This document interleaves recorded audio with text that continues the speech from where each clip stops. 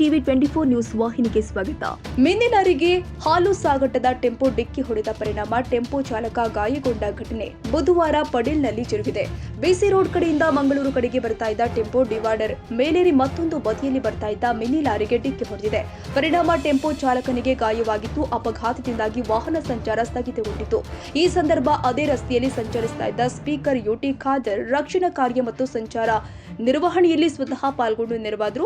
ಟೆಂಪೋದಲ್ಲಿ ಗಾಯಗೊಂಡು ಸಿಲುಕಿಕೊಂಡಿದ್ದ ಚಾಲಕನನ್ನ ಸುರಕ್ಷಿತವಾಗಿ ಕೆಳಗಿಳಿಸಿ ಸೂಕ್ತ ಚಿಕಿತ್ಸೆಗೂ ವ್ಯವಸ್ಥೆ ಮಾಡಿಸಿದ್ರು.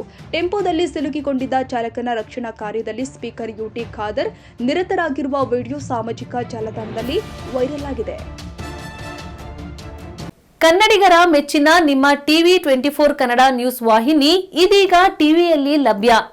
ಕರ್ನಾಟಕ ಮತ್ತು ದೇಶ ವಿದೇಶದ 360 ಡಿಗ್ರಿ ಸುದ್ದಿ ಹಾಗೂ ಉತ್ತರ ಕರ್ನಾಟಕ, ಬೆಳಗಾವಿ, ಬಾಗಲಕೋಟೆ, ಧಾರವಾಡ, ಹಾವೇರಿ, ಗದಗ, ಬಿಜಾಪುರ ಜಿಲ್ಲೆಯ ಕ್ಷಣ ಕ್ಷಣದ ವಿವರವನ್ನ ಪಡೆಯುವುದಕ್ಕೆ ಟಿವಿ 24 ಕನ್ನಡ ನ್ಯೂಸ್ ವಾಹಿನಿಯನ್ನ ಲೈಕ್ ಮಾಡಿ, ವಿಡಿಯೋಗಳನ್ನ ಶೇರ್ ಮಾಡಿ, ಕಮೆಂಟ್ ಮಾಡುವ ಮೂಲಕ ನಮ್ಮ ವಾಹಿನಿಗೆ ಸಹಕಾರ ನೀಡಿ ಮತ್ತು ಚಾನೆಲ್ ಅನ್ನ ಸಬ್ಸ್ಕ್ರೈಬ್ ಮಾಡಿ. Thank you.